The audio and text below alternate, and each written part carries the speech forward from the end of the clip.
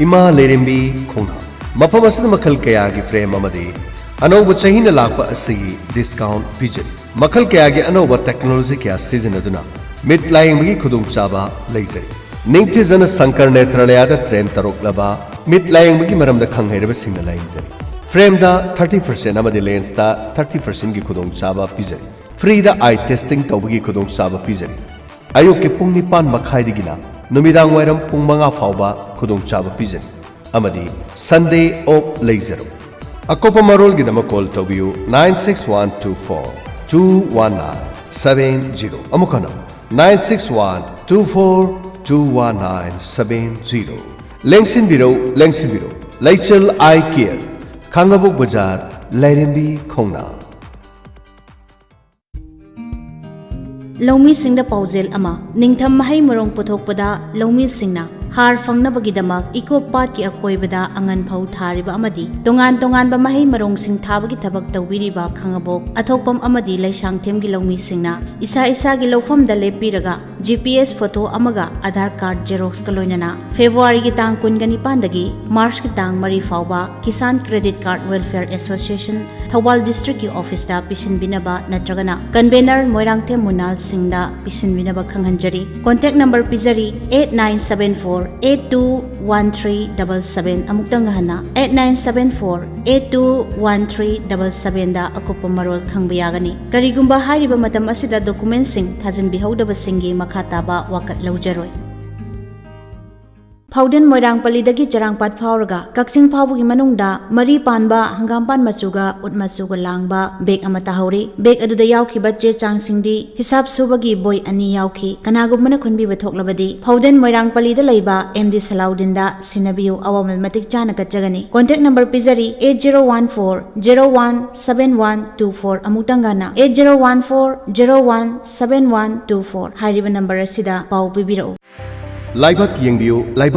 Lupa Chamana, iPhone 13. Sumna Tangi Lupa Chama Piba ticket amana, iPhone 13 gi Mapu Amu Uyabra Habedu Laibak Yengbiu. Pangtuk Chagadori Lottery draw asi in aid of decorating Tengol Lampa, Kongjom. Sinjalang Jariba, Kongjom Tengol Lekai Yuch, KTLY. Ahamba price da iPhone 13, 256GB. Second price da Lupa Lising Tara, third price da Lupa Lising Manga. Loinana Lupa Lising Amamamna consolation prize in a Mio Kunga Manga Kangat Chagani Pangtuk Chagabanumit Yoksang Mai Tabanumit Mars ki Tang Taragani Pan English Sing Ani Kungani Toy Nungtil Pung Ohum Tabamatamda Kongjom Tengol Lampakta Pangtuk Chagani Ticket Mamansunati Lupa Chama Kaki Adomna Yoksang Mai Tabanumit Asida Amukto Mapu Oibi Yabra Habedu Yengbiu Yawin Bissing a Google Pay Kotanga Pasapi Birabasuyagani Number 7085 888-006 Amukana 7085-888-006 Agassi Talkshow Haribasi Facebook Live link oina Yauksang Lucky Draw Facebook Tashu Live Talkjagani Akupa Marol Gidama call to you 933-667-65844 Loinana 8131-920-212 Amadi 8414-9320-88 Yauksang Lucky Draw every page tagi Adomna update amad information sing Kambi Yagani Kanagomana ticket Tara Lobirabadi ticket ani Frida Hapchagani Aduga book Ama Lobiragana ticket Tara Frida Hapchagani Sinjalangzari Kongjom Tengol Leka Yuch KTLY Awaba Fongdok Chaba Matam Koina Siri Bangsi Budon Seba Committee Kangabuki Founder President Oibiram Batan Lakle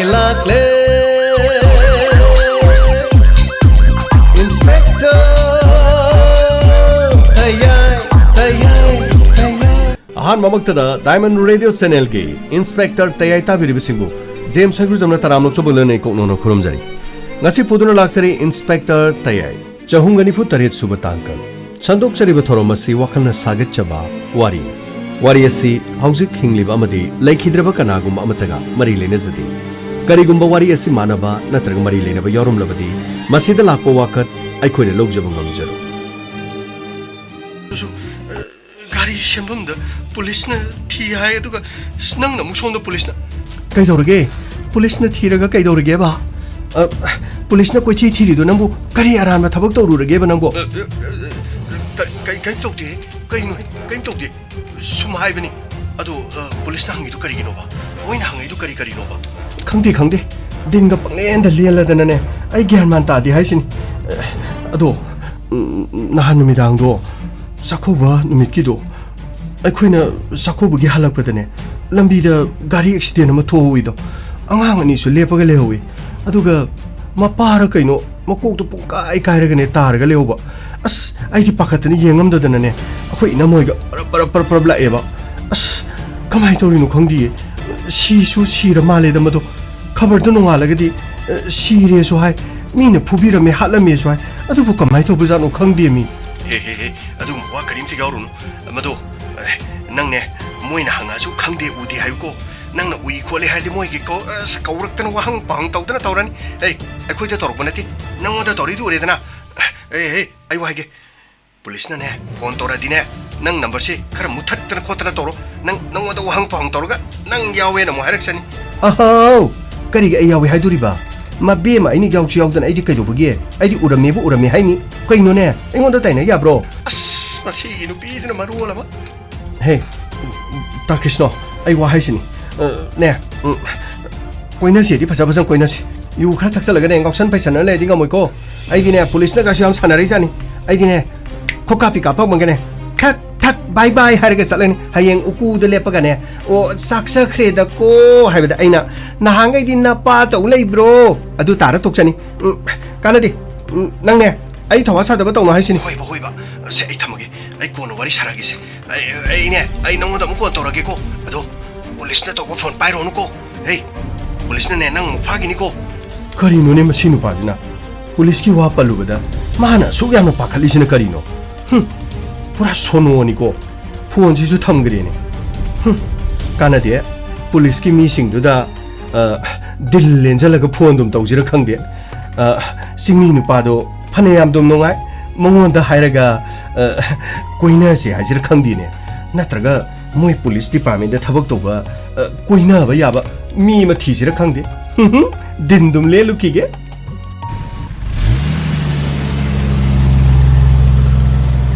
ꯊꯧꯖꯜꯂꯣ ꯑꯉꯥꯡꯁꯥ ꯊꯧꯖꯜꯂꯣ ꯍꯧꯖꯤꯛꯐꯥꯎꯕꯗ case ꯑꯁꯤꯒꯤꯗꯃꯛ ꯀꯔꯤꯒꯨꯝꯕ ꯂꯥꯟꯖꯤꯟ ꯑꯃꯠꯇ ꯂꯩꯇ꯭ꯔꯤ ꯊꯣꯛꯂꯤꯕ ꯊꯧꯗꯣꯛ ꯑꯁꯤꯗ ꯏꯃꯨꯡ ꯑꯗꯨꯒꯤ ꯃꯥꯏꯀꯩꯗꯒꯤ ꯑꯩꯈꯣꯏꯅ ꯀꯔꯤꯒꯨꯝꯕ ꯑꯃꯠꯇ ꯇꯧꯗꯕ ꯃꯥꯜꯂꯤ ꯂꯥꯛꯑꯣ ꯑꯩꯅ ꯍꯥꯏꯕꯁꯤꯡ ꯑꯗꯣ ꯊꯕꯛ ꯇꯝꯇꯣꯛ ꯊꯣꯛꯅꯕ ꯇꯧꯁꯤ ꯁꯔ ꯀꯔꯝꯕ ꯁꯟꯇꯣꯁ ꯕꯣꯉꯣꯕꯤ ꯑꯃꯗꯤ ꯅꯅꯥꯎꯗ ꯍꯧꯖꯤꯛꯃꯛ ꯀꯣꯜ ꯇꯧ ꯑꯗꯨꯒ ꯒꯥꯔꯤ ꯁꯦꯝꯕ ꯂꯥꯛꯑꯝꯕ ꯃꯤ 3 ꯃꯃꯤꯡ ꯈꯪꯉꯤꯀꯣ ꯁꯔ ꯆꯦꯗ ꯁꯤꯗꯗꯤ ꯏꯔꯦ ꯁꯔ ꯔꯥꯃꯦꯁ ꯒꯣꯄꯤ ꯑꯃꯗꯤ ꯀ꯭ꯔꯤꯁꯅꯣ ꯑꯗꯨꯒ ꯄꯨꯡ 7ꯗꯒꯤꯅ ꯄꯨꯡ 10 ꯐꯥꯎꯕꯒꯤ ꯃꯗꯨꯒꯤ ꯃꯔꯛꯇ ꯀꯣꯜ ꯍꯥꯏꯕꯗꯤ ꯑꯃꯒ ꯋꯥꯔꯤ ꯁꯥꯟꯅꯈꯤꯕ ꯒꯥꯔꯤꯗ ꯄꯨꯟꯅ ꯂꯥꯛꯃꯤꯟꯅꯕ ꯅꯠꯇꯕ ꯑꯩꯅ ꯍꯥꯏꯕꯗꯨꯒꯤ ꯃꯇꯥꯡꯗꯨꯗꯤ ꯁꯔ ꯃꯗꯨꯒꯤꯁꯨ ꯔꯤꯄꯣꯔꯠ ꯁꯤꯗ ꯂꯩꯔꯦ ꯁꯔ ꯄꯨꯡ 9ꯗꯒꯤꯅ 7 ꯐꯥꯎꯕꯒꯤ ꯃꯅꯨꯡꯗ ꯋꯥꯔꯤ ꯁꯥꯟꯅꯈꯤꯕ ꯃꯐꯝ ꯑꯗꯨ ꯂꯣꯀꯦꯁꯟ ꯑꯣꯏꯕ ꯃꯤꯁꯤꯡꯗꯤ ꯑꯣꯟꯁꯤꯟꯅꯔꯒ ꯀꯅꯥꯃꯠꯇ ꯋꯥꯔꯤ ꯁꯥꯟꯅꯗꯦ ꯑꯗꯨꯕꯨ ꯁꯔ ꯁꯤꯗꯩꯗ ꯌꯥꯎꯕ ꯑꯩꯈꯣꯏꯅ ꯅꯨꯄꯤ ꯑꯃꯗ ꯀꯣꯜ ꯇꯧꯖꯕꯗꯣ ꯁꯔ ꯒꯥꯡꯃꯩꯒ ꯄꯤꯁꯛꯀꯅ ꯀꯣꯜ ꯇꯧꯕ ꯃꯇꯝꯗ ꯐꯥꯒꯤ ꯇꯥꯗꯅ ꯅꯨꯄꯤ ꯑꯃ ꯐꯣꯟ ꯁꯨꯡꯄꯥꯏ ꯄꯥꯏꯗꯦ ꯑꯗꯨꯒ ꯃꯣꯏꯗ ꯀꯔꯦꯝꯅꯔꯛꯑꯦꯅ ꯍꯥꯏꯕ ꯅꯨꯄꯤꯗꯣ ꯃꯗꯨꯒꯤ ꯅꯝꯕꯔꯗꯨꯒ ꯄꯨꯡ 9 ꯇꯥꯗ꯭ꯔꯤꯉꯩꯒꯤ ꯃꯃꯥꯡꯗ ꯂꯣꯀꯦꯁꯟ ꯑꯣꯏꯈꯤꯕ ꯃꯐꯝ ꯑꯗꯨꯗ ꯃꯤꯅꯤꯠ 10ꯃꯨꯛꯀꯤ ꯆꯥꯡꯁꯨ ꯄꯟꯗꯨꯅ ꯂꯩꯈꯤꯕ ꯅꯝꯕꯔ ꯑꯃꯒꯗꯤ ꯁꯔ ꯋꯥꯔꯤ ꯁꯥꯟꯅꯕꯒꯤ ꯂꯩ ꯋꯥꯠ ꯑꯗꯨꯗꯤ ꯁꯟꯇꯣꯁ ꯄꯣꯁꯃꯣꯔꯇꯦꯝꯗ ꯄꯤꯔꯤꯕ ꯄꯨꯡꯁꯤꯡ ꯑꯁꯤꯗꯤ ꯃꯤ ꯑꯃꯅ ꯁꯤꯕ ꯃꯐꯝ ꯑꯗꯨ ꯁꯤꯕ ꯄꯨꯡꯁꯤꯡꯁꯦ ꯆꯞ ꯆꯥꯅ ꯍꯧꯖꯤꯛꯐꯥꯎꯒꯤꯗꯤ ꯃꯦꯗꯤꯀꯦꯜ ꯁꯥꯏꯟꯁꯅ ꯉꯁꯤ ꯐꯥꯎꯕꯗꯤ ꯄꯤꯕ ꯉꯝꯗ꯭ꯔꯤ ꯆꯥꯎꯔꯥꯛꯄ ꯄꯨꯡ ꯑꯃꯒꯤ ꯃꯅꯨꯡꯗ ꯁꯤꯔꯝꯕ ꯌꯥꯏ ꯍꯥꯏꯕꯅꯤ ꯑꯗꯨ ꯑꯣꯏꯔꯒꯗꯤ ꯄꯨꯡ 9ꯗꯒꯤꯅ ꯄꯨꯡ 7 ꯐꯥꯎꯕꯗ ꯂꯩꯕ ꯂꯣꯀꯦꯁꯟ ꯑꯣꯏꯈꯤꯕ ꯅꯝꯕꯔꯁꯤꯡ ꯑꯗꯨꯒꯤ ꯃꯅꯨꯡꯗ ꯄꯨꯡ 9ꯗꯒꯤꯅ 7 ꯐꯥꯎꯕꯗ ꯅꯨꯄꯤꯗꯨꯒꯤ ꯅꯝꯕꯔ ꯑꯣꯏꯔꯒ ꯄꯨꯡ 9 ꯇꯥꯗ꯭ꯔꯤꯉꯩꯒꯤ ꯃꯤꯅꯤꯠ ꯈꯔꯒꯤ ꯃꯃꯥꯡꯗ ꯅꯝꯕꯔ ꯑꯣꯏꯈꯤꯕ ꯑꯃ ꯋꯥꯔꯤ ꯁꯥꯟꯅꯔꯒꯗꯤ ꯑꯦꯅꯤꯋꯦ ꯃꯐꯝ ꯑꯗꯨꯗꯁꯨ ꯃꯤꯅꯤꯠ ꯈꯔ ꯂꯩ ꯍꯥꯏꯔꯕꯅꯤ나 ꯃꯤ ꯑꯗꯨꯗ ꯀꯣꯜ ꯇꯧ ꯑꯗꯨꯒ ꯊꯧꯗꯣꯛ ꯑꯗꯨ ꯃꯈꯣꯏ ꯎꯔꯝꯕ꯭ꯔꯥ ꯑꯗꯨꯒ ꯀꯔꯤ ꯒꯥꯔꯤ ꯇꯣꯡꯗꯨꯅ ꯂꯥꯛꯏ ꯀꯅꯥ ꯂꯥꯛꯏ ꯃꯈꯣꯏ ꯀꯗꯥꯏꯗ ꯆꯠꯂꯨꯕꯅꯣ ꯑꯃꯨꯛꯇ ꯃꯨꯟꯅ ꯍꯪꯉꯨ ꯁꯔ ꯍꯥꯏꯔꯤꯕꯁꯤꯡ ꯑꯗꯨꯅ ꯅꯣ ꯃꯗꯨꯅ ꯃꯤꯍꯥꯠꯄ ꯑꯣꯏꯔꯝꯒꯅꯤ ꯍꯥꯏꯕꯒꯤ ꯋꯥ ꯅꯠꯇꯦ ꯃꯈꯣꯏꯅ ꯄꯨꯡ 9 ꯇꯥꯗ꯭ꯔꯤꯉꯩ ꯃꯃꯥꯡꯗ ꯃꯐꯝ ꯑꯗꯨꯗ ꯎꯔꯝꯕ ꯇꯥꯔꯒꯗꯤ ꯈꯟꯅ ꯆꯩꯅꯕ ꯎꯍꯧꯕ꯭ꯔꯥ ꯅꯠꯇ꯭ꯔꯒ ꯒꯥꯔꯤ ꯈꯥꯝꯗꯨꯅ ꯂꯩꯍꯧꯕ꯭ꯔꯥ ꯒꯥꯔꯤ ꯑꯗꯨ XUV ꯑꯣꯏꯕ꯭ꯔꯥ ꯑꯗꯨꯒ ꯒꯥꯔꯤ ꯅꯝꯕꯔꯒꯥꯏ ꯈꯪꯕ꯭ꯔꯥ ꯃꯁꯤ ꯑꯩꯈꯣꯏꯅ ꯍꯪꯕꯗ ꯀꯥꯟꯅꯒꯅꯤ ꯐꯅꯤ ꯁꯔ ꯑꯩ ꯍꯧꯖꯤꯛꯃꯛ ꯇꯧꯖꯔꯒꯦ ꯁꯟꯇꯣꯁ ꯈꯔ ꯊꯨꯅ ꯇꯧ ꯑꯩꯈꯣꯏ ꯀꯦꯁ ꯑꯁꯤꯗ ꯍꯧꯖꯤꯛ ꯐꯥꯎꯕ ꯂꯪꯂꯥ ꯂꯪꯖꯤꯟ ꯀꯔꯤꯒꯨꯝꯕ ꯑꯃꯠꯇ ꯂꯩꯇ꯭ꯔꯤ aduna angang ani habadi bungobi amadi nanausu mafam maduda makhoi gari semduna lai haba mi sing ado makhoi gi number piu haidana makhoi maya marktudi ama khaktang warsu number phani sir ai yam thuna khangan jarage sir pare aduga athuba matam da su DNA gi report to madu ngasi di yorokani khale ai khoi DNA gi report tu yoragadi chingnaba miyo sing kari gum leitaragadi DNA gi sample lorga thodok aduda chenaba mi kanano habadu thina bohna gador phani sir kana thuna toro sandos phani sir matha si sari tawpham khangdre kari gum la ngalang jin amata leitri sir kaidore raja sir hauji phogsibu chingnaba amata leitri sibu sir aduga matokramna case asi loishinna bohna gadori sir rajen thijanba humjanba haibasidi police ki mathau police sai khoi gidi thijanba aduga thawdok adu thokibe imung manungnadi hauji phawbada mi harpa puthokti aduga makhoi gi angang sing hairaba phawbada aikhoina kari mata puthokti haiduna khoi bo waroriban masidagi dine police na namsinduna thambiri police na case asi thawoi bidre haiduna khabar da soidina hapakadori anyway hauji nupi amana call tawrei aduga numit aduda pung nipan gi mamangda mafam adu lana chatkiba haibadi ngahaktang su leplamba miyoi amaga phone asi active oina wari sanaki haiba wari ma leragadi makhoi gi surveillance tu da kadai dagino karam wari sanari bano haibadu aikhoi number du soidina puthoni dana number adu khanglabadi thawdo adugi matangda miyoi aduda wahang pohangba yar adubu gari adu XUV ni haibasi chumbra chumdabra gari machu do angobani haibadu chumbra chumdabra haibadi thawdo adugi mamangda makhoina pungni pani mamangda thengnaragadi gari leringai matamda oiramasu anyway yeng batare sir kaidore gamai sir pau si da sir yam nuai ta pau ma yawi akhoi swai gi dinna ta ba sir kaidore gamai kari pau no e pau da din nuai ba pau di hauji tem ta yawro roi akhoi gi lebana gold medal phange akhoi gi lebana sana khona bada mana lore akhoi gi lamdam asigi doctor singna aru bana ba ma kan khre akhoi gi lamdam asida leriba senjau pai ba miyo emana nungai taba lairaba khudong chadraba imung amagi layeng bikre natraga achau sang paisa pai ba miyo singna larik tamba ngamjadaba angang kaya gi mafamda kathok tuna larik tamna na gi khudong chaba pibikre orphan home singda amadi oles ki home singda paisa pai ba miyo singna athum haw amadi tangai phadaba ding tham thagi polam kaya yen thokre habadi yawromoine sir adugi din natre sir kari pauno vote ki khanare vote ki amaga hunare awai akhum tonare sinatro aikhoi gi luchingba aikhoi bu luchingduna pugadoriba aikhoi gi mapi mapa oiribasi makhoi masen phawba amana amagi mabuk warak pangamdana amana amabu chaini amana amabu ngangni makhoi asumna tawboire haibadu mayak sengna amana mu khairi kanagi mawabu logani praja singdi pangjaban karisu khangjadaban nongmagi khara suraga charaga imung aduda leriba thawai jiba kayabu punsi hingnana bagida masu masa singbu larik tamnanaba mahi masing tamnanaba honaba aduga masa gi ingkhol thariba mana masing amadi pothok kayabu sidananaba amadi kaithel de yonanaba gi wakhan khalingeda rajniti tawriba singna amaga awai makhum hunaba matamda makhoi di yawba gi matam leiti yawsi sangsu sangdi adubu khwai digi ngaklibati khabar kagas ta amaga asumna tawre haidanu hunaba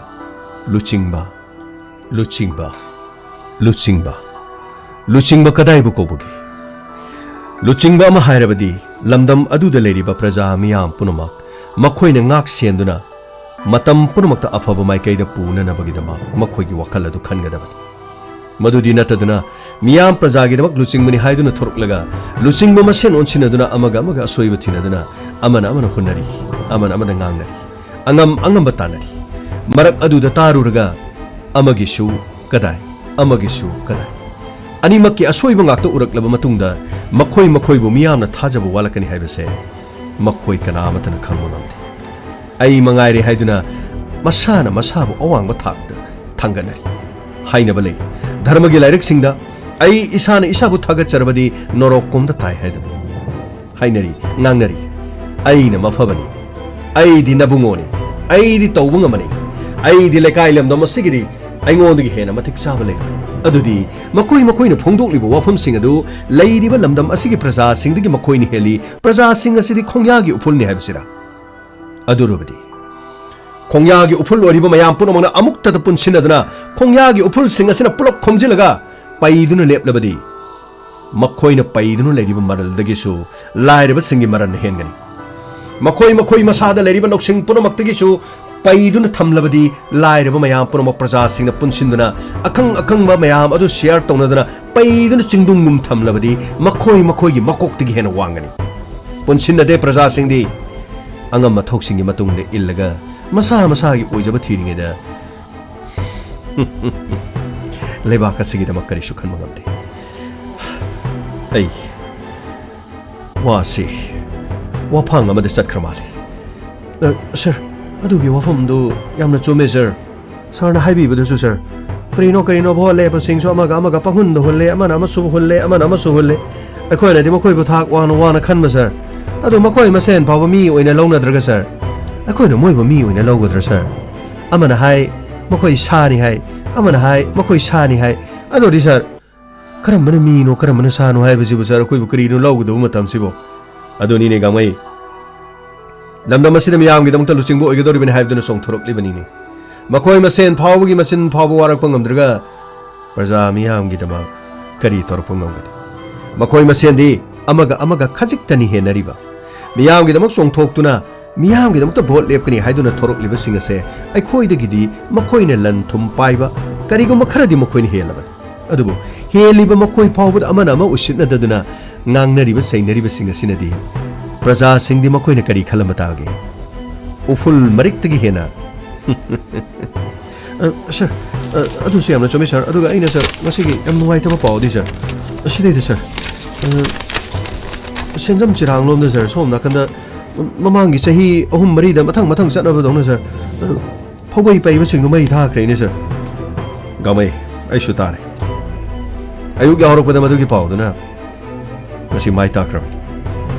kaya da pukchen pikrabne mina duk wana chahi magi chana ner magi damta paiduna thamliba hadubo har phangdaduna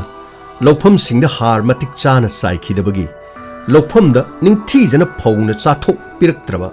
lomi singi marai bakta awaba oiringegi mara matam chana nong takhidabagi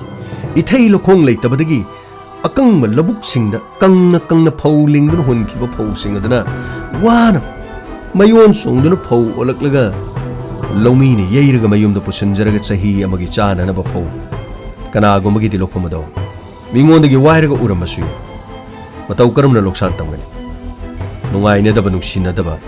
tonga ma hiram kya di leram ya haibabu sir akoina suna hawai farga sir khara phuk thakibad leibidu sir adu maina sir moi sibu tawba yadaba jala sir gamai khoigi jaga na thi mafam ado topa police station ko adu gi mathakta karigum action khara di local kani khali hauchik sokhalaban tonga ma mafam adu da active okiba phone number sing yeng silaga labuk ni lamhang mioi kaya bu chaluni ge thengna na thengdarabada mobile phone kun mangai mafam adu de active okiba mai sakibagi pungpham adu de active okiba mobile number punamakto maduda mioi sing adu call torga station da koraga matik chaba chaira pigada wahang pahang chatharga mara leba sing ado thigataga makhoi budandi pigada asumna yai haiduna taruklabadi kanisuna taba kharagi ngahak yeng thinaba ngahak nungsina dabagi wahi khara haina bagi damaktasu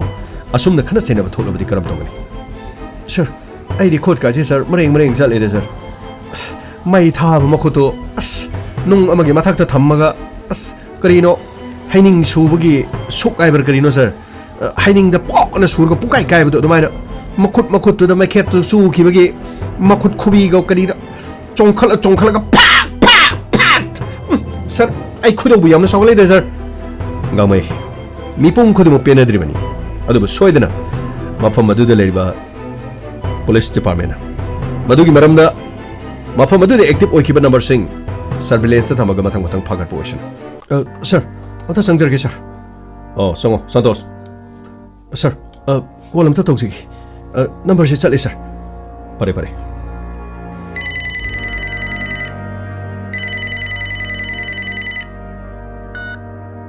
hello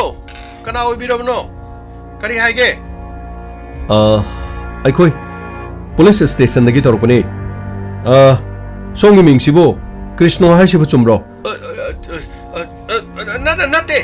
Sidi wrong number sir phone से थमग्रे sir अमुका तौसना करिगिना माना police station दैनि हारिगा wrong number हाइजे नंगी number ओनब्रो sir number दि करिमतो ओनदे sir मसिगी number सिगा अखोनो call तोगिबा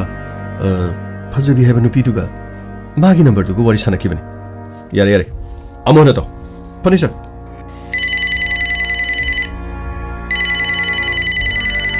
sir phone से पाइदि sir पाइरर माना police ने हरगा phone पाइद्रिसिने करिगी number C वारी सनै हरगा नत्रगा अखोइनो वहंग पांगबा थौदोक्तुगी मतंगदा करिगुमा हंगकने हेना तनबा योरमसे anyway बुंगोबी हाइबदुगा नानाव हाइबदुगा नंग कॉल तौरब्रो सर आई हुजिक तौजगेना परे तो फनी सर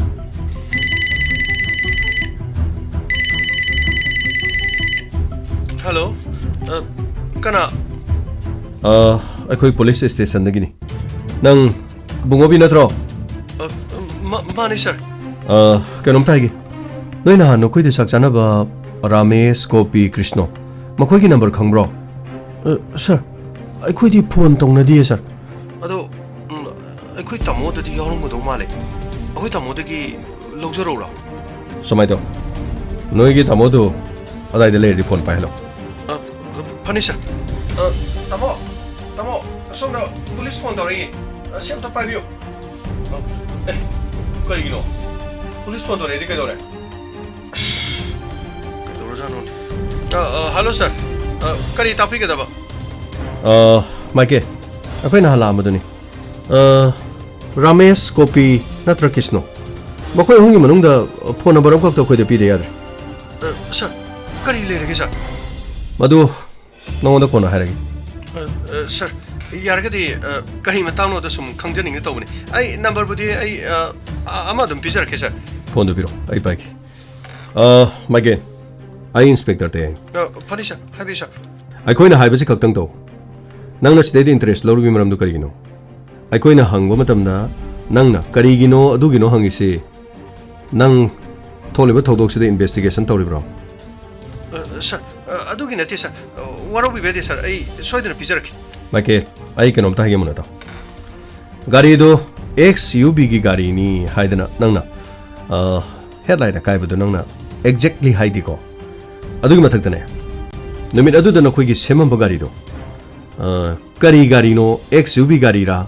अदुगा गाड़ी अदु मखोइ कदाइ वाइदा थेंजनरुबनो कदाइ वाइदा करी तौबगी गाड़ी दु सेमनो हाइबदो मखोइदा आई हंगे तौन गाड़ी दुदा नंगसु चटपे यावबो रगना नंगना खोमसु सर आई दि करिंतु योगजब नते सर मोइना गाड़ी दु कोपोगा दुम पुजरकनी सर गाड़ी दु सोलिबदसु ड्राइवर की साइड तने अदुगा काइरिब हेडलाइट तो अदुसु अखोइना पोरैदुगा सानरी अदुना नंगना सेंबसु हाइदबनिना मखोइदा करिगुम खरा हंगे तौबन सो नंगना मखोइगी नंबर अथुबा मतमदा पिरकनेना खले सर आई फोन से हेक थमजबगा नंबर दai थाजरगे सर याम नुवाइजरे इमुंग अमगी मी सिरिबनि सिरिबे इमुंग अदुदा मचा अनि हुंदो अदुगा महाकी नुपीगा नुंगाइरबनिंगोन चाकुबु नुमिते थोकिबा थौदो लाइबक थिबा थौदो अमदगी इमुंग अदो हौजिकसु मिकअप मिराव खोंतना थंदुनु लेरिबन अखोइदु मिहात प पुथोक्ति हाइदुना अखोइदु मियाम पुनुमकी टेंशन अखोइदु लाकपा होरबन सिदगिदि खबर दा हापकनि अदुना खरा थुना मुक्ता पिरो फगनी सर आई हुजु हुजु पिजरगे सर मरै मरा तविने सर नंबर थारे सर परे दुदी नंबर दुदियो नंबर दुदा कॉल तोरगमुग्यो मखोइगी गाड़ी दु XUV रा अदुगा माइकेल वर्कशॉप तो मखोइ करिगी दमक्ता गाड़ी सेमला मनो गाड़ी अदु कदाइदे करी खुदोंग थिबा थोइ कना कना चली गाड़ी दुगी मपु कनानो अदुगा कॉल अमक्ता तो funny sir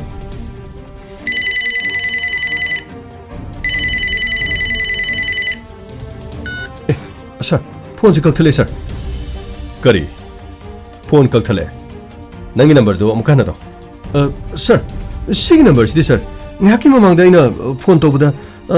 police tagi na haibada pairak taba number do ni sir. Pairak taba haibadi? Sir, wari sanar maga kakthak kibudu sir. Okay. Adorabadi. Wari sanari basi thawdok aduda.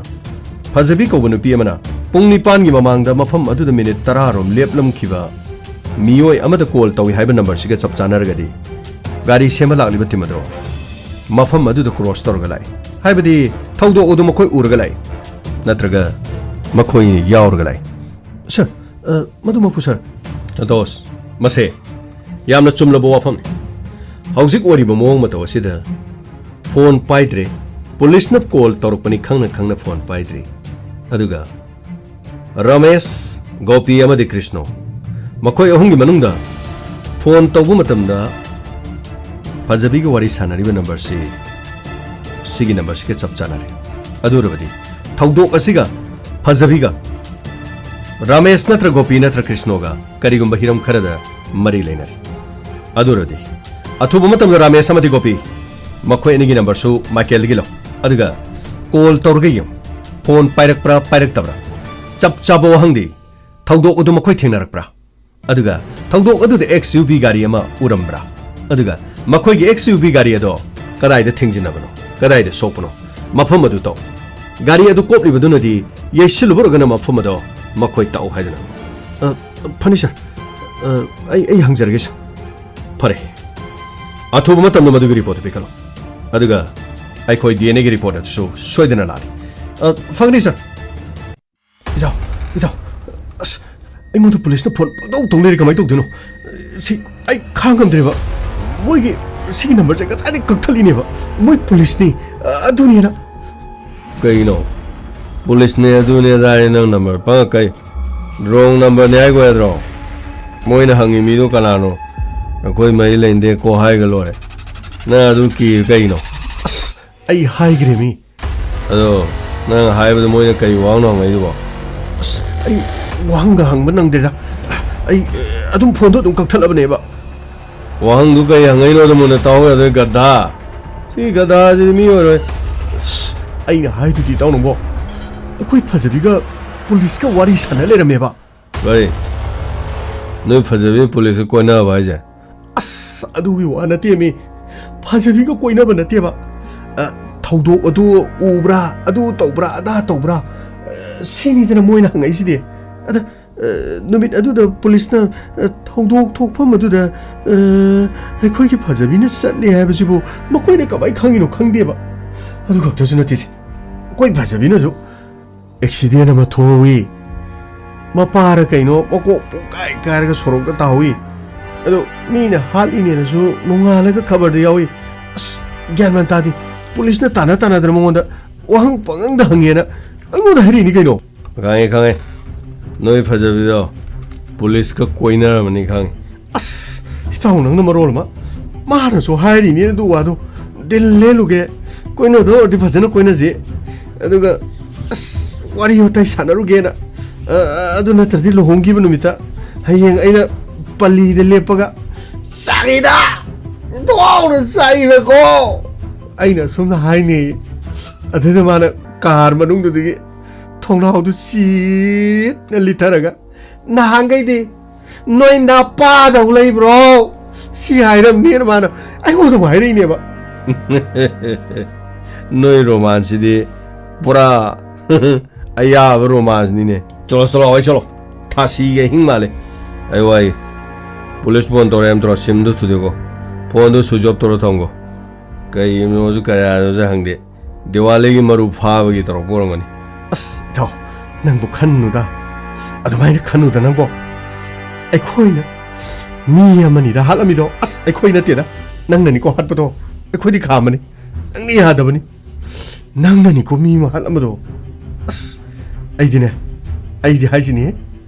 police ne ka phada na khotra tawradi jail da leira dina Fazabi di ai ga thungna bai wadi soklai leitre hai na sonda jail manungda aduga mana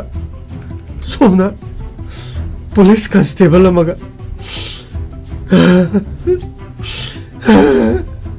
ꯑꯩ ꯄꯥꯕ ꯄꯥꯈꯠꯂꯦꯗ ꯃꯥ ꯂꯨꯍꯣꯡꯕ ꯅꯨꯃꯤꯠꯇ ꯎꯀꯨꯗ ꯂꯦꯞꯄꯒ ꯆꯥꯈ꯭ꯔꯦꯗ ꯆꯥꯈ꯭ꯔꯦꯗ ꯍꯥꯏꯕꯗꯣ ꯃꯗꯨ ꯐꯥꯎꯕ ꯂꯥꯎ ꯐꯪꯉꯣꯏꯗꯣꯏꯅꯤ ꯖꯦꯜꯒꯤ ꯐꯂꯥꯡ ꯃꯔꯤꯅ ꯀꯣꯏꯁꯟꯕꯗꯨꯗ ꯂꯨꯍꯣꯡꯕ ꯅꯨꯃꯤꯠꯅꯦꯗꯤ ꯈꯪ ꯎꯄꯥꯏꯗꯤ ꯂꯩꯇ ꯑꯩ ꯌꯥꯝ ꯋꯥꯅ ꯈꯥꯡꯅꯤꯌꯦ ꯏꯇꯥꯎ ꯑꯩꯅ ꯍꯥꯏꯁꯤꯅꯤꯀꯣ ꯑꯩꯗꯤ ꯄꯨꯂꯤꯁꯅꯀꯣ ꯀꯣꯏꯇꯦ ꯊꯤꯔꯛꯇ ꯇꯧꯔꯗꯤ ꯑꯩꯗꯤ ꯌꯥꯔꯣꯏ ꯍꯥꯏꯁꯤꯅꯤ ꯑꯩ ꯆꯠꯂꯣꯍꯦ ꯁꯤ ꯃꯤꯁꯦ ꯑꯗꯨ ꯀꯌꯥꯝꯅ ꯄꯥꯡꯗꯕ ꯋꯥꯊꯤ ꯋꯥꯔꯦꯝ ꯅꯤꯁꯥꯒ ꯂꯣꯏ ꯍꯜꯂꯦ ꯑꯩ ꯑꯩꯈꯣꯏꯗꯗꯤ ꯐꯣꯟ ꯇꯧꯔꯛꯄ ꯅꯠꯇꯦ ꯅꯉꯣꯟꯗꯗꯤ ꯇꯧꯔꯛꯏꯗꯣ ꯇꯧꯔꯛꯑꯦ ꯅꯣꯏꯗꯁꯨ ꯇꯧꯔꯛꯑꯦ ꯐꯔꯦ ꯑꯩ ꯇꯨꯝꯂꯦ ꯑꯗꯣ ꯀꯅꯥꯅꯣ ꯐꯣꯟ ꯇꯧꯔꯤꯁꯤꯕꯣ ꯐꯣꯟ ꯇꯧꯖꯔꯛꯏꯁꯤ ꯄꯨꯂꯤꯁ ꯁ꯭ꯇꯦꯁꯟꯗꯒꯤꯅꯤ ꯀꯅꯥ ꯀꯔꯤ ꯂꯩ ꯀꯔꯤ ꯄꯨꯂꯤꯁ ꯀꯥꯏ ꯁꯣꯝꯒꯤ ꯃꯤꯡꯁꯤ ꯔꯥꯃꯦꯁ ꯍꯥꯏꯕꯗꯨ ꯅꯠꯇ꯭ꯔꯣ ꯃꯥꯅꯦ ꯀꯔꯤ ꯔꯥꯃꯦꯁꯁꯤ ꯆꯥꯛꯀꯧꯕ ꯅꯨꯃꯤꯠꯁꯤꯕꯨ ꯔꯥꯃꯦꯁꯀ ꯒꯣꯄꯤꯒ ꯀ꯭ꯔꯤꯁꯅꯣꯒ ꯄꯥꯔꯒ ꯀꯗꯥꯏꯗ ꯆꯠꯄꯤꯒꯦ ꯑꯩꯈꯣꯏ ꯀ꯭ꯔꯤꯁꯅꯣ ꯍꯣꯏꯗ ꯆꯥꯛꯀꯧꯕ ꯀ꯭ꯔꯤꯁꯅꯣ ꯍꯣꯏꯗ ꯆꯥꯛꯀꯧꯕ ꯑꯗꯨꯒ ꯒꯥꯔꯤꯅ ꯀꯗꯥꯏꯋꯥꯏꯗ ꯌꯩꯁꯤꯟꯕ ꯑꯩꯈꯣꯏꯗꯤ ꯒꯥꯔꯤ ꯌꯩꯁꯟꯗꯦ ꯀꯅꯥꯅ ꯑꯩꯈꯣꯏꯒꯤ ꯒꯥꯔꯤ ꯌꯩꯁꯜꯂꯦꯅ ꯑꯩ ꯅꯣꯏ ꯒꯥꯔꯤ ꯌꯩꯁꯟꯕꯗꯨ ꯀꯗꯥꯏꯗ ꯌꯩꯁꯟꯕꯅꯣ ꯍꯪꯕꯅꯤꯅꯦ ꯅꯣꯏꯅ ꯃꯤ ꯍꯥꯠꯂꯝꯕ꯭ꯔꯥ ꯊꯣꯝꯃꯝꯕ꯭ꯔꯥ ꯍꯥꯏꯕ ꯅꯠꯇꯦꯅꯦ ꯁꯥꯔ ꯑꯩꯈꯣꯏꯗꯤ ꯃꯤ ꯍꯥꯠꯇꯦ ꯃꯤ ꯊꯣꯝꯗꯦ ꯇꯧꯔꯤꯁꯦ ꯌꯦꯡꯉꯨꯅꯤ ꯑꯩ ꯑꯊꯨꯕ ꯃꯇꯝꯗ ꯄꯨꯂꯤꯁ ꯁ꯭ꯇꯦꯁꯟꯗ ꯂꯥꯛꯑꯣ ꯋꯥꯔꯤ ꯈꯔ ꯁꯥꯟꯅꯁꯤ ꯑꯗꯨꯒ ꯂꯥꯛꯇꯕ ꯇꯥꯔꯗꯤ ꯑꯐꯕ ꯑꯣꯏꯔꯣ ꯁꯥꯔ ꯑꯩꯈꯣꯏ ꯀꯔꯤꯁꯨ ꯇꯧꯕ ꯂꯩꯇꯦꯗ ꯁꯥꯔ ꯑꯩꯈꯣꯏ ꯆꯥꯛꯀꯧꯕꯒꯤ ꯑꯩꯈꯣꯏ ꯀ꯭ꯔꯤꯁꯅꯣ ꯍꯣꯏꯗ ꯆꯥꯛ ꯆꯥꯖꯔꯨꯔꯒ ꯑꯩꯈꯣꯏ ꯒꯥꯔꯤ ꯊꯧꯔ ꯂꯥꯛꯆꯈꯤꯕ ꯋꯥꯅꯤ ꯁꯥꯔ ꯑꯗ ꯌꯨ ꯉꯥꯎꯗꯅ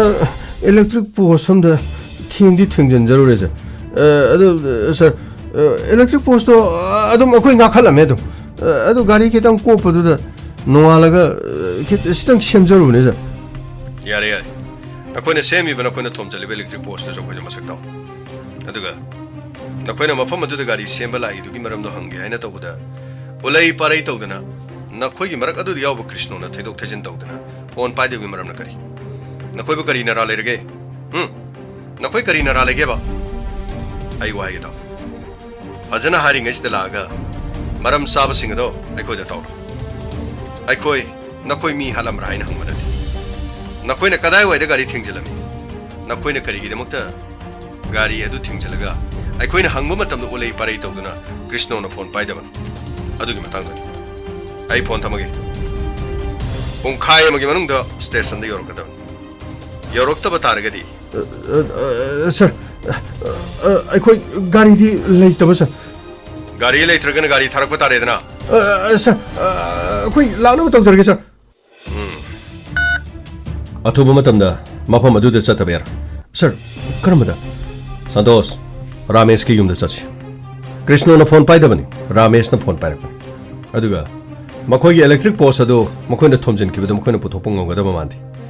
ꯑꯗꯨꯒꯤ ꯃꯊꯛꯇ ꯎꯂꯩ ꯄꯥꯔꯩ ꯇꯧꯕ ꯑꯃꯈꯛ ꯌꯥꯎꯔꯤꯕꯗꯨꯅ ꯃꯈꯣꯏ ꯐꯣꯟ ꯀꯛꯊꯠꯄ ꯉꯝꯃꯤꯗꯨꯅꯗꯤ ꯆꯦꯟꯈꯤꯕꯁꯨ ꯌꯥꯏ ꯃꯈꯣꯏꯅ ꯆꯦꯟꯗ꯭ꯔꯤꯉꯩꯗ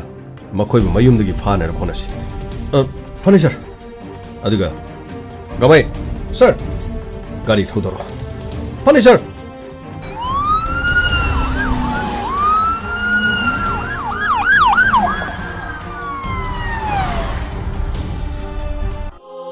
ꯑꯩ ꯅꯈꯣꯏ ꯇꯥꯔꯤꯕ꯭ꯔꯥ ꯄꯣ ꯀꯔꯤ ꯑꯩ ꯋꯥꯍꯩꯒꯦ ꯅꯈꯣꯏ ꯑꯍꯨꯝ ꯄꯨꯟꯁꯤꯟꯅꯗꯨꯅ ꯁꯨꯝ ꯂꯩꯔꯕꯗꯤ ꯑꯐꯕ ꯑꯣꯏꯔꯛꯀꯗꯕ ꯃꯥꯟꯗ꯭ꯔꯦ ꯏꯄꯥꯒ ꯌꯨꯝ ꯑꯁꯤꯗ ꯅꯪꯒ ꯂꯦꯡꯗꯅ ꯂꯩꯃꯤꯟꯅꯁꯦ ꯍꯥꯏꯕ ꯇꯥꯔꯒꯗꯤ ꯑꯩꯅ ꯍꯥꯏꯕꯁꯤ ꯅꯪ ꯈꯔ ꯏꯟꯕ ꯐꯩ 이봉호 고피 뽕 이봉호 크리스노 뽕 와로우ꯕ ꯌꯥꯗꯦ ꯉꯁꯤꯗꯤ ꯅꯈꯣꯏꯒꯤ ꯌꯨꯝꯗ ꯂꯦꯡꯅꯕ ꯇꯧꯔꯣꯅꯦ ꯐꯅꯤꯕꯣ ꯑꯁ ꯀꯩꯅꯣ ꯑꯩꯈꯣꯏ ꯄꯥꯎꯅ ꯍꯥꯏꯕꯤꯔꯤꯁꯨ ꯏꯃꯥꯟꯅꯕꯁꯤꯡꯁꯤꯕꯨ ꯑꯩꯒꯤ ꯌꯨꯝꯁꯤꯗ ꯂꯩꯕꯗ ꯀꯩꯅꯣ ꯄꯥꯎꯅ ꯌꯥꯝꯅ ꯅꯨꯡꯉꯥꯏꯕꯤꯗ꯭ꯔꯤꯁꯤꯕꯨ ꯀꯔꯤ ꯑꯩꯒꯤ ꯆꯤꯟꯊꯛꯇ ꯈꯨꯝꯃꯛꯀꯅꯨꯅꯦ ꯆꯤꯟꯊꯛꯇ ꯈꯨꯝꯃꯒ ꯋꯥ ꯉꯥꯡꯀꯅꯨꯅꯦ ꯅꯪ ꯐꯔꯣꯏꯗꯧꯔꯤꯅꯤ ꯏꯕꯨꯡꯉꯣ ꯅꯪ ꯐꯔꯣꯏꯗꯧꯔꯤ ꯑꯩ ꯅꯈꯣꯏꯅ ꯇꯧꯔꯤꯕꯁꯤꯡ ꯑꯁꯤ ꯂꯣꯏꯅ ꯈꯪꯉꯤ ꯏꯄꯥ ꯑꯩꯈꯣꯏꯁꯨ ꯑꯐ ꯐꯠꯇ ꯂꯣꯏꯅ ꯈꯪꯕ ꯉꯥꯛꯇꯅꯤ Kanana kari khali, kanana kari tawi, kanana kari pam. Maruina. Aiga mata pokcha baisa nangna kari tawi hai base ai mona khangini bungo. Nangna chali sajat, nangna ngak thorok liba nangna tok thori ba nongna tawdana. Nangi na sada minungsi hai bado mata laitre. Nangbo aikhoina sumna isani haini yoktuna dum thambagi mahuta. Aikhoina ipangan sontharak iru iyang teklakba matamdadi nang nei khoi gi damak ising khuya ma pithak loi habado ai munna khang nang bu aina masak munna khang nang na pamli base namaga iga sikiba aduga lem hori bi mung sida lari balan thum kaya se kai dun saraga naning tamna leigani hab ai khoi di tasing na sikiba su yare nang khaki khalaga tangai phadane khoi hingli ba habado nangon dai khoi ne kari gumba sa mata thamti adubu ain wari badi ayeng ai khoi sikhra matung de khoi na thamliba lan thum kharasina masina leiri makhai dinang adubu masina loi khraba matung da nang na kari suraga kari dagi nang na talaga chahogani habado madugi wabi bagi wan angaksa gopi krishna pong akhoi chachana ba tawjarin po Ona igi mana singsyam tini kaipi. Adu po. Nasidagi ai su yum si thado ga chabra tari po. Khari. Nasidagi yum si thado tuna nang su chalage haiba. Narin mata aduga nang na lepchari ba phire badubo. Madumana senga bro. Madumana senga bro. Si madu iraga nang amuk hana yum sida lakloi haina amuk ti iramune se sigi che sida nang amti yo pong ai yum sida pong mo hana halaroi pong ai ngasi yum sida gi thangdo ko dori ba ai gi khong thang sina pong aroi bo oirage pong ai bo mi amagum khanbi da pong ai yumasi thadoga chacharage po karino moi papun karino to sibo nasasibo yumdagi tanthoge hariro hey tumileu nang tumileu matam punumakta nangna nangina sahasa ina khajik to warak pati amada nangna yadribi maram sikarigino ai lamkek lamhai ba haibu olabani ne masigu mase matam saringi de warak haudrabadi no madi nang ai kokthakta awai ba mai tarakadori bani ne aise aige ko asida mai gi ching ama puduna chalibani masi punumakse namana sana khoini ni sana balilana nangna suna sanu siribani haiduna aduga nasa sinasu amatta pokpagini haibagi khudong chaba lawraga matam punumakta mana nang aigi mathakta nang aigi mathakta nungai phang khangdena baselibase nang kari mata khangdrene ha kari mata khandrene nang ai nang asidagi chalani haba natro Nasidagi yung masi thadokuna chalagani haba natro chakro yam thuna chakro mikup asidagi yung masi thadokuna chakro chatkani ai chatkani ima thado ai chatkani kaino ima gi bungo se noi pauna saudana haibani se thado se thado karino torisibo karino ba torisibo police ki gari ni ne ramesh gopi Kay dorba police ki gari kay dorba thonga na sida chapchana khamedana soidre nahan gari thingjalo mi ama thomamba mi edu siba aduga makoine lolaga lakpagi phaba la edana amta sangjarke ai bungo inspector ekta kakapiro ekta lengsen biro ai isana mi kaya di halame kaya thomame kanagi macha amasu sire ai bungo kakapiro aseng madu kari no hek to wang nang biro ai khomna bagi sem sadana leirabani bungo hek to kakapiro pamu waro biya adong isana kana halamba kana gi mapun siloiramba kana thingjilamba ai khoi kari mata khangthi kari no dudi bungo kari matangina sumai tobon adong isanu pana mahak ki gari si Michael gi gari semam da gari sem ꯑꯗꯨꯕꯨ ꯒꯥꯔꯤꯁꯤ ꯃꯥꯒꯤꯁꯨ ꯒꯥꯔꯤꯁꯤ head light ꯀꯥꯏꯕꯒꯤ ꯃꯑꯣꯡ ꯃꯥꯜꯂꯤ ꯑꯗꯨꯕꯨ ꯒꯥꯔꯤ ꯁꯦꯝꯂꯤꯕ ꯃꯥꯏꯀꯦꯜꯅ head light ꯀꯥꯏꯕꯒꯤ ꯃꯑꯣꯡꯗꯤ ꯍꯥꯏꯗꯦ ꯒꯥꯔꯤ ꯑꯁꯤ ꯈꯖꯤꯛꯇꯪ ꯀꯣꯞꯄꯅꯤ ꯒꯥꯔꯤ ꯑꯗꯨ ꯃꯈꯣꯏꯅ ꯀ꯭ꯔꯤꯁꯅꯣꯒꯤ ꯌꯨꯝꯗ ꯆꯥꯛꯀꯧꯕ ꯆꯠꯂꯨꯕ ꯍꯜꯂꯛꯄꯗ ꯏꯂꯦꯛꯇ꯭ꯔꯤꯛ ꯄꯣꯁ ꯑꯃꯗ ꯊꯦꯡꯖꯟꯅꯩ ꯏꯂꯦꯛꯇ꯭ꯔꯤꯛꯀꯤ ꯄꯣꯁ ꯑꯗꯨꯁꯨ ꯃꯈꯣꯏꯅ ꯁꯦꯝꯃꯦ ꯍꯥꯏ ꯑꯗꯨꯕꯨ ꯑꯩꯈꯣꯏꯅ ꯍꯧꯖꯤꯛ ꯄꯥꯝꯃꯤꯁꯤ ꯃꯈꯣꯏꯅ ꯊꯦꯡꯖꯜꯂꯝꯕ ꯏꯂꯦꯛꯇ꯭ꯔꯤꯛ ꯄꯣꯁ ꯑꯗꯨꯒ ꯃꯈꯣꯏꯒꯤ ꯒꯥꯔꯤ ꯑꯗꯨ ꯇꯁꯦꯡꯅꯃꯛꯀꯤ ꯍꯦꯗ ꯂꯥꯏꯠ ꯀꯥꯏꯈꯤꯕ꯭ꯔꯥ ꯀꯥꯏꯗꯕ꯭ꯔꯥ anyway ꯄꯥꯕꯨꯡ ꯑꯗꯣꯝꯒꯤ ꯏꯆꯥꯅꯨꯄꯥꯁꯤ ꯑꯗꯨꯒ ꯃꯍꯥꯛꯀꯤ ꯃꯃꯥꯟꯅꯕꯁꯤꯒ ꯀ꯭ꯔꯤꯁꯅꯣ ꯑꯩꯈꯣꯏꯅ ꯀꯣꯜꯒꯤ ꯀ꯭ꯔꯣꯁ ꯃꯦꯆꯤꯡꯗ ꯐꯖꯕꯤ ꯀꯧꯕ ꯅꯨꯄꯤ ꯑꯃꯈꯛꯀ ꯀ꯭ꯔꯤꯁꯅꯣꯒ ꯋꯥꯔꯤ ꯁꯥꯟꯅꯔꯤꯕ ꯐꯖꯕꯤ ꯅꯨꯃꯤꯠ ꯑꯗꯨꯒꯤ ꯊꯧꯗꯣꯛ ꯊꯣꯛꯐꯝꯗ ꯄꯨꯡ 9ꯗꯒꯤ 9 ꯐꯥꯎꯕꯒꯤ ꯃꯅꯨꯡꯗ ꯊꯧꯗꯣꯛ ꯊꯣꯛꯐꯝꯗꯨ ꯂꯥꯜꯂꯒ ꯆꯠꯈꯤꯕ ꯅꯨꯄꯤ ꯑꯃꯅꯤ ꯑꯃꯔꯣꯝꯗ ꯀ꯭ꯔꯤꯁꯅꯣ ꯄꯨꯡ 9 ꯇꯥꯗ꯭ꯔꯤꯉꯩꯗ ꯃꯐꯝ ꯑꯗꯨꯗ ꯂꯥꯜꯂꯒ ꯆꯠꯈꯤꯕ ꯃꯤ ꯑꯃꯅꯤ ꯑꯗꯨꯒ ꯃꯍꯥꯛꯅ ꯆꯠꯂꯤꯕ ꯃꯐꯝꯁꯦ ꯊꯣꯛꯂꯤꯕ ꯑꯦꯛꯁꯤꯗꯦꯟ ꯑꯁꯤꯒꯤ ꯃꯔꯝꯗ ꯃꯉꯣꯟꯗ ꯀꯔꯤꯒꯨꯝꯕ ꯈꯔ ꯍꯪꯒꯦ ꯍꯥꯏꯗꯨꯅ ꯐꯣꯟ ꯇꯧꯕ ꯃꯇꯝꯗ ꯃꯍꯥꯛꯅ ꯐꯣꯟ ꯁꯨꯡꯄꯥꯏ ꯄꯥꯏꯗꯦ ꯐꯣꯟ ꯑꯗꯨꯃꯛ ꯀꯛꯊꯠꯂꯤ ꯃꯁꯤꯒꯤ ꯃꯇꯨꯡꯗ ꯑꯩꯈꯣꯏꯅ ꯃꯥꯏꯀꯦꯜꯗꯒꯤ ꯅꯝꯕꯔ ꯂꯧꯔꯒ ꯀꯣꯜ ꯇꯧꯔꯛꯄ ꯃꯇꯝꯗ ꯀ꯭ꯔꯤꯁꯅꯣ ꯍꯥꯏꯔꯤꯕ ꯑꯁꯤꯒꯤ ꯅꯝꯕꯔ ꯑꯁꯤ ꯀꯣꯜ ꯇꯧꯕꯗ ꯐꯖꯕꯤꯒ ꯋꯥꯔꯤ ꯁꯥꯟꯅꯈꯤꯕ ꯅꯝꯕꯔꯗꯨ ꯑꯣꯏꯔꯝꯃꯤ ꯃꯗꯨꯗꯒꯤ ꯃꯍꯥꯛ ꯃꯔꯥꯜ ꯂꯩꯕ ꯃꯤ ꯑꯃꯒꯨꯝꯅ ꯐꯣꯟ ꯑꯁꯤ ꯄꯥꯏꯈꯤꯗꯦ ꯃꯁꯤꯒꯤ ꯃꯇꯨꯡꯗ ꯑꯗꯣꯝꯒꯤ ꯏꯆꯥꯅꯨꯄꯥ ꯔꯥꯃꯦꯁꯀꯤ ꯐꯣꯟ ꯅꯝꯕꯔ ꯂꯧꯔꯒ ꯀꯣꯜ ꯑꯃꯨꯛ ꯇꯧꯕ ꯃꯇꯝꯗ ꯒꯥꯔꯤ ꯊꯦꯡꯖꯟꯕꯒꯤ ꯃꯔꯝ ꯑꯁꯤꯒꯤ ꯃꯇꯥꯡꯗ ꯄꯨꯂꯤꯁ ꯁ꯭ꯇꯦꯁꯟꯗ ꯂꯥꯛꯅꯕꯒꯤ ꯍꯥꯏꯈꯤ ꯑꯗꯨꯕꯨ ꯃꯍꯥꯛꯅ ꯈꯨꯝꯗꯣꯔꯛꯂꯤꯕ ꯄꯥꯎꯈꯨꯝꯁꯤꯡ ꯑꯗꯨꯗ ꯆꯤꯡꯅꯕ ꯀꯌꯥ ꯂꯩꯈꯤ ꯑꯗꯨꯒ ꯄꯥꯕꯨꯡ ꯑꯗꯣꯝꯒꯤ ꯏꯆꯥꯅꯨꯄꯥꯅ ꯁꯥꯈꯤꯕ ꯋꯥꯔꯤꯒꯤ ꯔꯦꯀꯣꯔꯗ ꯃꯇꯦꯛ ꯑꯃꯇ ꯇꯥꯕꯤꯌꯨ ꯀꯩ ꯄꯨꯂꯤꯁ ꯀꯩ ꯁꯣꯝꯒꯤ ꯃꯤꯡꯁꯤ ꯔꯥꯃꯦꯁ ꯍꯥꯏꯕꯗꯨ ꯅꯠꯇ꯭ꯔꯣ ꯃꯥꯅꯦ ꯀꯔꯤ ꯔꯥꯃꯦꯁꯁꯤ ꯆꯥꯛꯀꯧꯕ ꯅꯨꯃꯤꯠꯁꯤꯕꯨ ꯔꯥꯃꯦꯁꯀ ꯒꯣꯄꯤꯒ ꯀ꯭ꯔꯤꯁꯅꯣꯒ ꯄꯥꯔꯒ ꯀꯗꯥꯏꯗ ꯆꯠꯄꯤꯒꯦ ꯑꯩꯈꯣꯏ ꯀ꯭ꯔꯤꯁꯅꯣ ꯍꯣꯏꯗ ꯆꯥꯛꯀꯧꯕ ꯑꯗꯨꯒ ꯒꯥꯔꯤꯅ ꯀꯗꯥꯏꯋꯥꯏꯗ ꯌꯩꯁꯤꯟꯕ ꯑꯩꯈꯣꯏꯗꯤ ꯒꯥꯔꯤ ꯌꯩꯁꯟꯗꯦ ꯀꯅꯥꯅ ꯑꯩꯈꯣꯏꯒꯤ ꯒꯥꯔꯤ ꯌꯩꯁꯜꯂꯦꯅ ꯃꯁꯤꯅꯤ ꯑꯗꯣꯝ ꯇꯥꯕꯤꯔꯦꯀꯣ ꯑꯗꯣꯝꯒꯤ ꯏꯆꯥꯅꯨꯄꯥꯅ ꯒꯥꯔꯤ ꯌꯩꯁꯟꯅ ꯒꯥꯔꯤ ꯌꯩꯁꯟꯗꯦ ꯍꯥꯏꯕꯁꯤ ꯀꯔꯤꯒꯤꯅꯣ ꯃꯍꯥꯛ ꯀꯔꯤꯒꯨꯝꯕ ꯑꯃꯗꯤ ꯌꯥꯝꯅ ꯀꯟꯅ ꯑꯩꯈꯣꯏꯗ ꯃꯤꯅꯝꯕ ꯋꯥ ꯉꯥꯡ ꯏꯕꯨꯡꯉꯣ ꯏꯟꯁꯄꯦꯛꯇꯔ ꯑꯩ ꯈꯪꯖꯔꯦ ꯀꯔꯤꯒꯨꯝꯕ ꯊꯧꯗꯣꯛ ꯑꯃꯗꯤ ꯊꯣꯛꯂꯦ ꯍꯥꯏꯕ ꯑꯗꯨꯒ ꯀꯅꯥꯒꯨꯝꯕ ꯃꯤ ꯑꯃꯒꯤ ꯄꯨꯟꯁꯤ ꯂꯣꯏꯁꯤꯜꯂꯝꯕ ꯌꯥꯏ ꯍꯥꯏꯕ ꯑꯩꯁꯨ ꯈꯪꯉꯤ ꯒꯥꯔꯤ ꯑꯗꯣ ꯈꯖꯤꯛ ꯈꯔꯥꯛꯇ ꯅꯠꯇꯦ ꯒꯥꯔꯤꯒꯤ ꯍꯦꯗ ꯂꯥꯏꯠ ꯀꯥꯏꯕ ꯃꯈꯩ ꯒꯥꯔꯤ ꯑꯗꯨ ꯃꯍꯥꯛꯅ ꯀꯣꯞꯄꯒ ꯄꯨꯔꯛꯄꯗꯨꯗ ꯑꯩꯅ ꯑꯌꯨꯛꯇ ꯃꯍꯥꯛꯄꯨ ꯊꯤꯅ ꯉꯥꯡꯈꯤꯕꯅꯤ ꯒꯥꯔꯤꯗꯨ ꯁꯦꯝꯗ꯭ꯔꯕꯗꯤ ꯌꯨꯝꯗ ꯆꯪꯂꯛꯄ ꯌꯥꯔꯣꯏ ꯍꯥꯏꯗꯨꯅ ꯐꯥꯎꯕ ꯑꯩꯅ ꯍꯥꯏꯈꯤꯕꯅꯤ ꯑꯗꯨꯕꯨ ꯃꯍꯥꯛꯅ ꯒꯥꯔꯤ ꯌꯩꯁꯟꯗꯦ ꯍꯥꯏꯗꯨꯅ ꯑꯣꯏꯗꯕ ꯉꯥꯡꯂꯤꯕꯁꯤꯕꯨ ꯍꯥꯏꯌꯨ ꯔꯥꯃꯦꯁ ꯍꯥꯏꯌꯨ ꯅꯪꯅ ꯒꯥꯔꯤꯁꯤ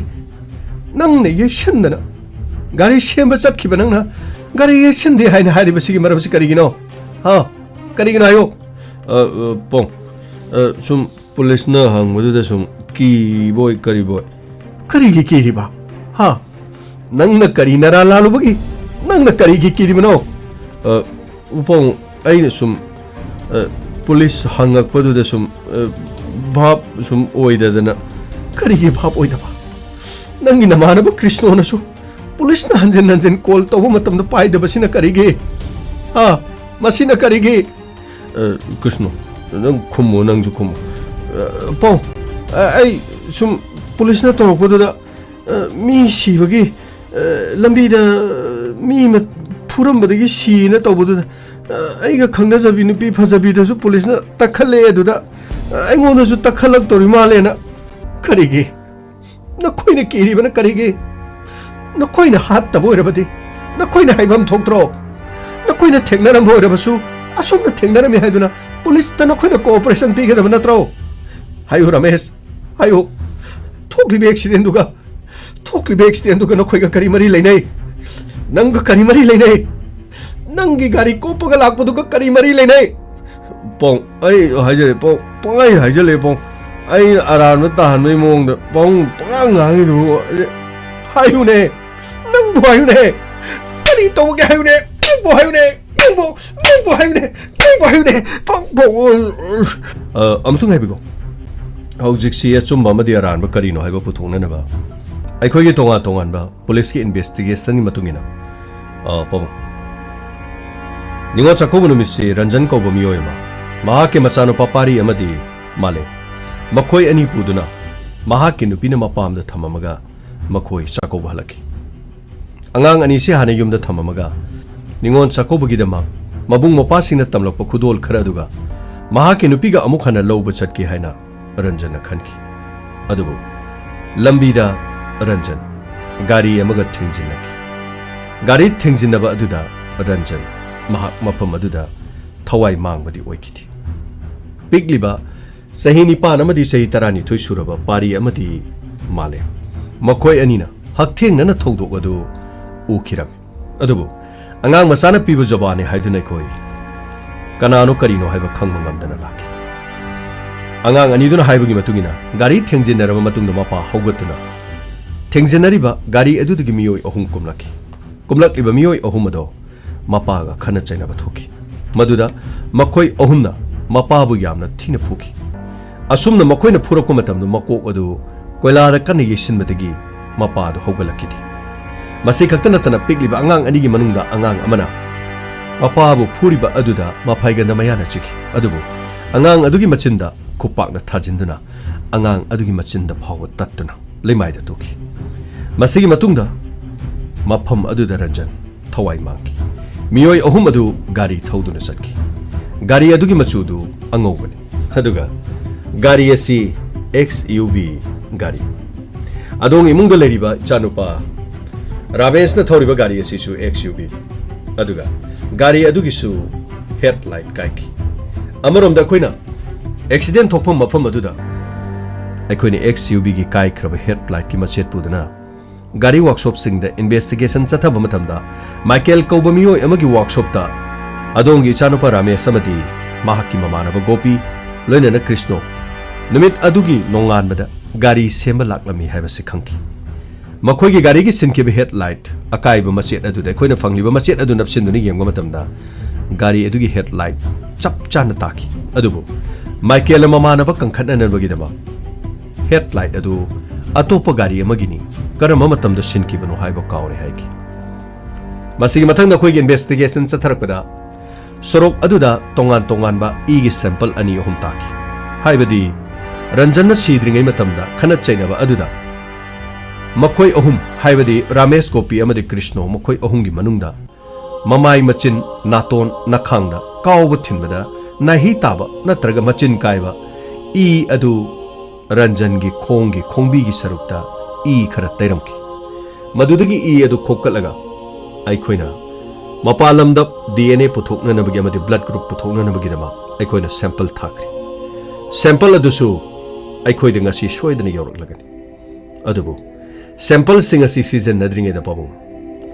ꯑꯗꯣꯝꯒꯤ ꯏꯆꯥꯅꯨꯄꯥ ꯑꯃꯗꯤ ꯀ꯭ꯔꯤꯁꯅꯣꯅ ꯐꯣꯟ ꯄꯥꯏꯗꯕꯅ ꯃꯔꯝ ꯑꯣꯏꯔꯒ ꯑꯩꯈꯣꯏꯒꯤ इन्वेस्टिगेशन नुमित अदुद एक्टिव ओइखिबा मोबाइल फोन सिंग अममम तो कॉल तौदुन हंकलपदा कृष्णो के नंबर द कृष्णना पाइदबदगी माइकेल दगी रमेश के नंबर लौरगा रमेश का वारी सानब मतमदा गाड़ी थेंजिनखिदे गाड़ी कोप लेखिदे हाइरखिबा पखुम मसिना अखोइना करिगुम खर सिंगनखि मसिगी मतुंगदा पिकलिबा अंगाम पारी अमदी माले मखोइगी मनाक्ता अदोंगी चानुपा रमेश का वारी सानखिबगी फोन रेकॉर्ड असी ताहनबा मतमदा अंगांग अनी अदुना ओ खोंग कपखि मदुदी मखोइगी मपा हाटपा मी अदुगी खोंजेल अदो सिदा फोन ngangi basigi खोंजेल असिनी अंकल सिदा थारिबा मी असिगी खोंजेल असे अखोइगी पपा हाटपदा यावबा मीगी खोंजेल नि हाइदना अंगांग अनी अदुना चोंग चोंगदुना कपपदो अखोइनी इमिट सिना उदुना लाक्लबनी पबुंग अखोई मफम मसिद अंगांग सिंग अदु पुरुकलगा अदोंगी चानपाबु मिहाटपनि हाइबसे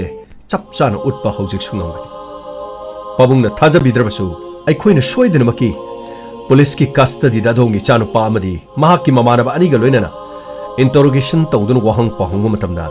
अंगांग अनी असिसु कस्टडी दे पुरुकलगा मखोइगी मपा हटकिबा मी सिंग अदुगी मसक अदु मसी मानब्रा मखोइगी खोंजेल अदु असी मानब्रा हाइदुने खोना सोइदना ताकने अदुना मरा लेरब पबुंगी चा रमेश समदि महाकी ममानब गोपी अमदि कृष्णोबु मफम मसदगी पुब मतमदा पबुंग नो वारो बिदनबा अमदि अखोइद कोऑपरेशन पिननबगिदम पबुंगी मफम दा हाइजरी Ibungo inspector नखोइना थिजिलिबा पुनमक अचुम्बा ngakta oigan hairakliba tamlakliba lerakliba wafam sing asida kariguma chingnaba mata laite ibungo pukro mihat pa sing ase aigi mangda koina lephan mirakano ibungo makhoi kariguma kharadi tawre haibase aina makhoi na ngangna ba wada lum dona tarakpani ichani haiduna ina kangkhat ingbagi wa kari solaite icha oiraba sumigi macha halabadi mihat pani aigi imung maktada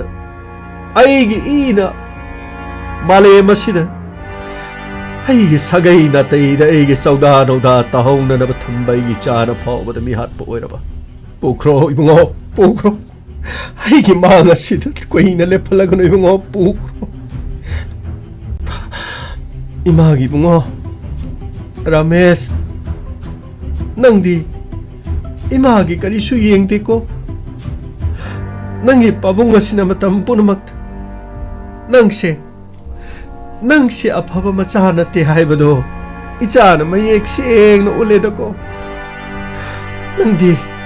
mi hat po oire ko nang mi halabadi ne ibungo nangdi khoi gi icha nate nangdi mi hat pani ne nangi pabunggane aiga nangu mabihat pa amaga yuma sige makhada laigada bagi saru aikoi imitta icha udaba aikoi gine haibade kanasu leijadaba haibado madugi mingthol adu phangdana leijaki nangne hantak mapoki dibungo nang aikoi gi grabada tadana pore mathangi mapok kaidu leiramadi ne bungo nang mapok tareta nang buisa oine khoi gi pok tabu oijage ko kasidagi nang khoi gi damak tadi sikre haina khalagi lao moi pabu ibung da changasi lao mama changasi nang aigi laibakta mapok asigi mitte isa udaba haibadu oine ne ko nang aigi isa leite ko moi pabu khoi gi cha leite lao changasi lao imung da changasi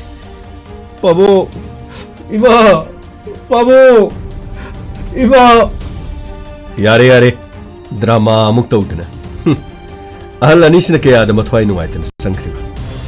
nanguma na chama phangdau sarupudi phangdabana phatro ahal anisina hairami chudro nakhoina karigumba thawdok aduda gari thengjana borisu iyamba inaw sobra hogalaga karino mateng pangnadana tawgadaba gari thawbu matamda amanaba soirasu khajiktang henjen ki bana tra khajiktang soina lana khibagibo yeknaba amagumna hektana sagina pangal phudoktana nakhoi hum sangdana halibani imung adu de lehriba ngang nu pamsa ani dana makhoina hayeng tingding launa pangan pharaktuna makhoina sauruklo matamda nakhoibu nungsigadro makutta pairaga thangamana nakhoibu su sabat jangi harakani adubo mado aini yadi nakhoina tawjakibudi nakhoina serak phunga tab chalo tapte karino khangde da film ko komade masana para mesidi sir acting yamna haibagi best actor gi managa slogani sir masi mama ai se ai gi waten akon madamuk chomba tare da yare gamai chalo chana batausi wahang pahunga takthana batausi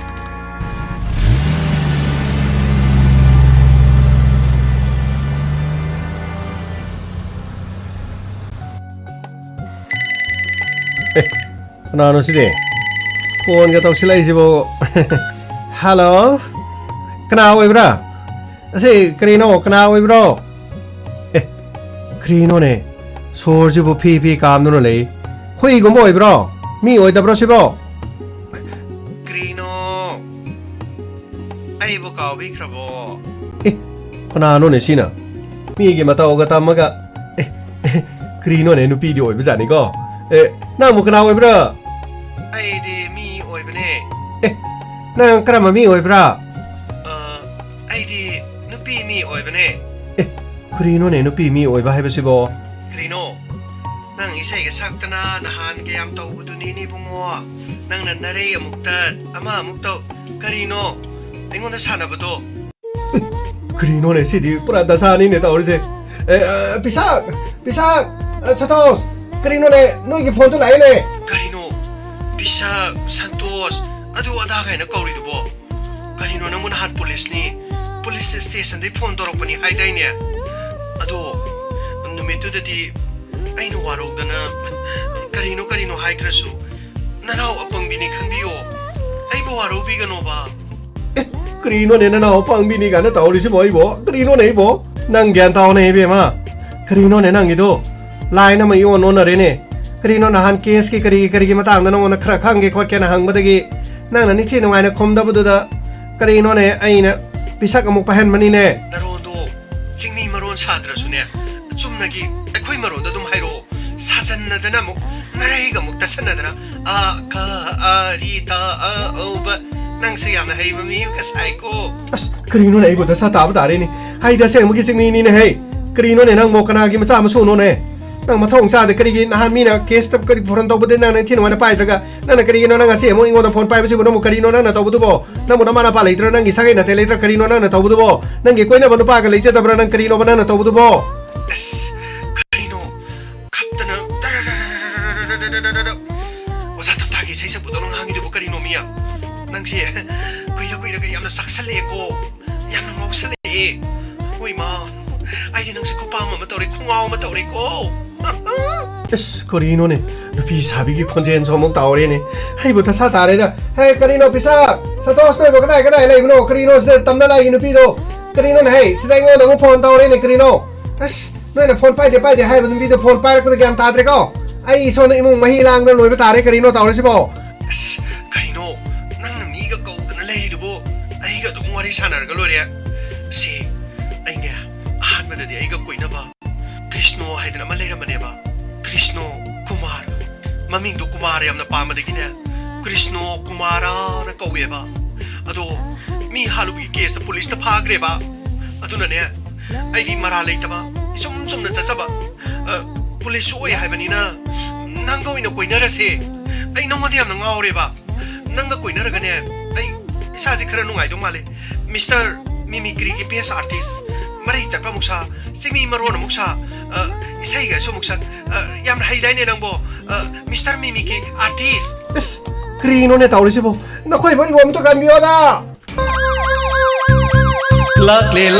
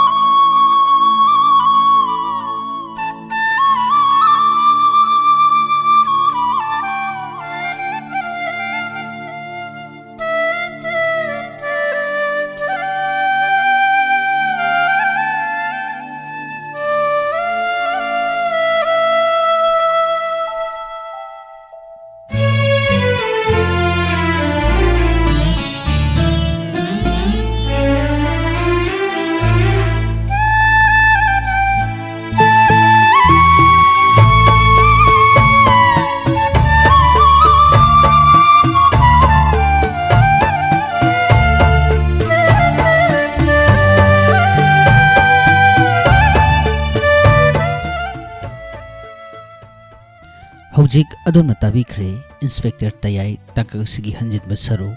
Thorom sadoktura tahanjari basi 91.2 megahertz ta sandoktari ba Diamond Radio gi ani suba thorom paringni adom na hojik tabi basi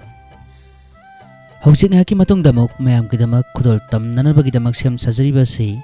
ngahak tang pothaminasi thorom asigi live phone in program gi thorom ni ngasigi thorom asida isa isa gi haijaba talent sing uthok bidana ngasigi ngahak pothaminaba nabagidam ka thamjari ba thorom asibu mapung phan binana ba ningsingjari ngasigi thorom asida kogi isai di sakbagi khudong chaba du madi leijedi haiba wafam su thamjari mangjauna na aten ba break khardang lojage break ki matungda ngahtang pothamina se hariba thorom asiga lona na ikoi myam pona unasi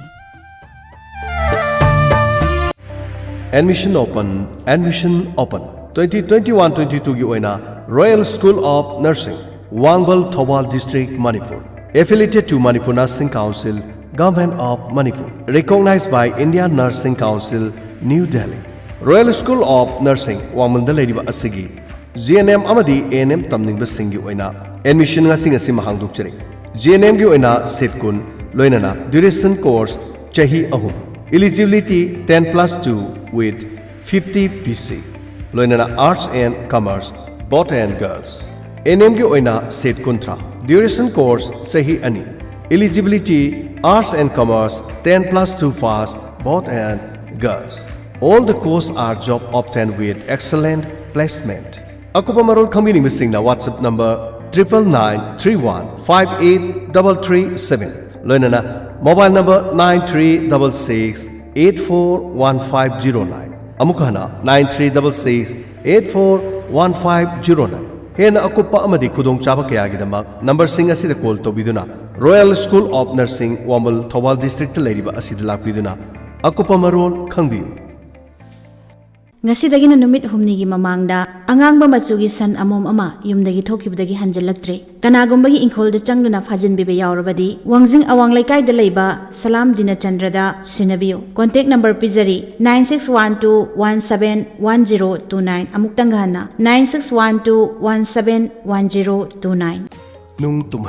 nung tumhale ईश्वर की मंगताक अमदगी नुंग 27 mm की मथक्ता लेबा फावबदा संगा युंफम नुंगफौ पखा बेमदा लेबा सनाहलगी मना मसिंग सेंबा हिदाक थकपदगी नुंगसिंग पुंगतुम तुमहंदुना फाहनबा ngamle